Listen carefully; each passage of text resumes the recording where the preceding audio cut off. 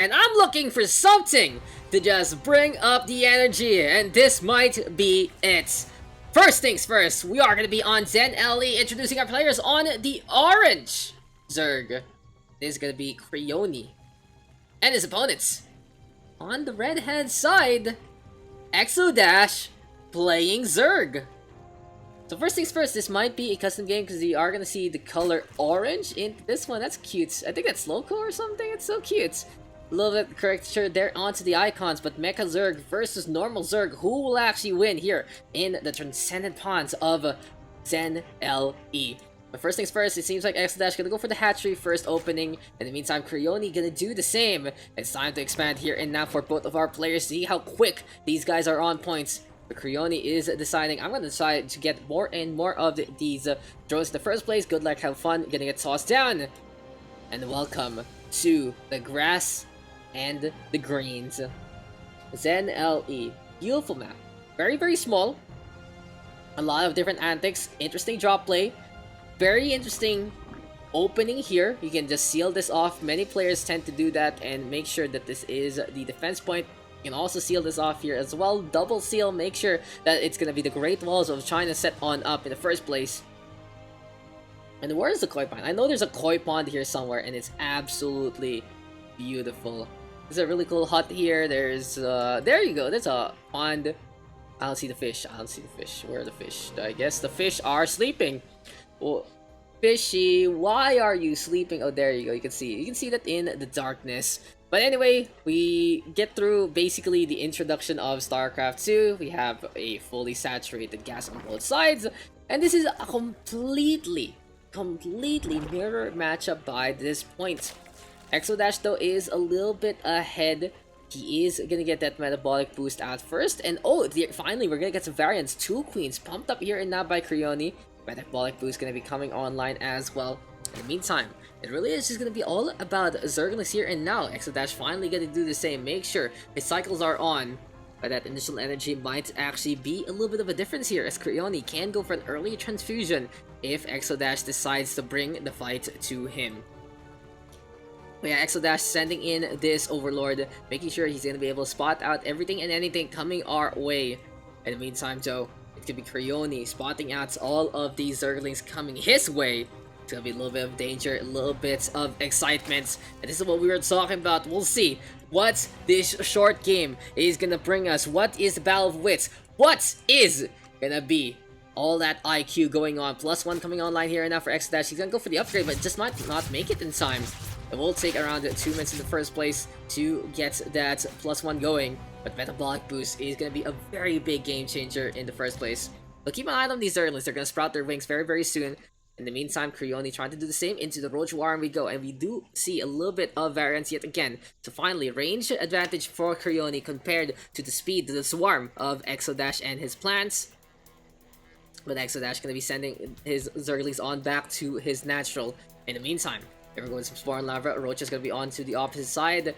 And Krioni going to be deciding, hey, I'm going to go for these hefty units. Try to get a little bit more of that damage mitigation in the first place. But something of note, eXoDaSh does not have any gas in production in this instance. After getting the +1, he is going to full commit, basically, on to the Zergling Swarm. And how many Zerglings does he have right now? 14, 16 only. So it's pretty even by this point. Krioni having the advantage. Here he comes already onto the top parts. The orange Zergs waiting at the doorstep of eXoDaSh. Does eXoDaSh see it coming? A little bit of a glimpse perhaps, but was his eyes fast enough?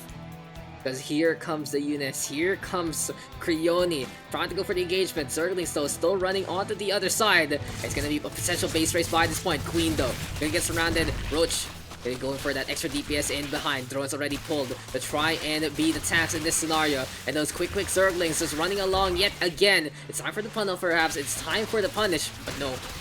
It's gonna be Krioni deciding, hey, I want to go for the second base. The hatchery gonna go down very, very quickly.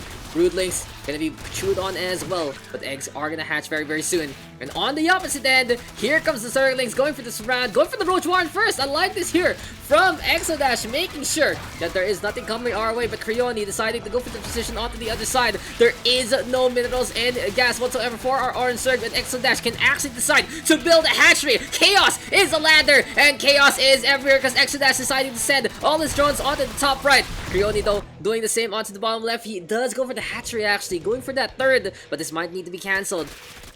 A very, very precarious situation here for krioni because he can't cancel that and have enough minerals for another hatchery. Basically, all he has is all he can work with, so he might have to defend this base with his life, with everything he's got. eXoDaSh, though, setting up another hatchery here and now on the third, gonna get cancelled, but he still has a lot of drones here and now, and he even has the extracted by this point. Actually gonna spot out this third base hatchery and will go down so quickly. krioni, does he have any buildings left by this point? Broodlings gonna try to get some extra DPS on, and what does our orange Zerg still have? eXoDaSh, though, gonna get revealed, but he has so many extractors all around. He's using all these drones for all of that jazz.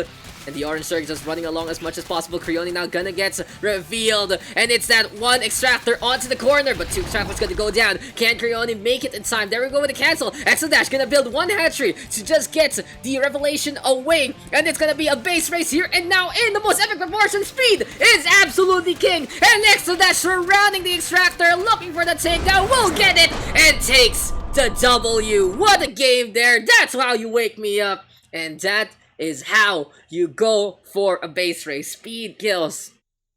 And eXoDaSh deciding to go for the slice. So what went wrong there for krioni? I believe just eXoDaSh deciding to go for the base race, making it a lot spicier in that instance. If krioni decided to rebuild where eXoDaSh was, I think it would have been a lot better for him. The same way eXoDaSh basically did against him. If he builds there where all his units are, sure, extractors are all around, but he's gonna have basically a force to defend, a force to attack compared to the run on by the Zerglings. And he could decide to macro in behind. Another thing krioni could have done was build a spine crawler or two before all of that happened. Maybe even go for the Evo Chamber wall on in, because he was already able to scout out that eXoDaSh disengaged, right? So by that point, maybe a spine crawler or two might make it in time. Make sure that the mineral line is protected as a point. But on the other side, that was a lot of Zerglings. That was a lot of Zerglings. And the only real way for krioni to face off against Zerglings would be to send his away.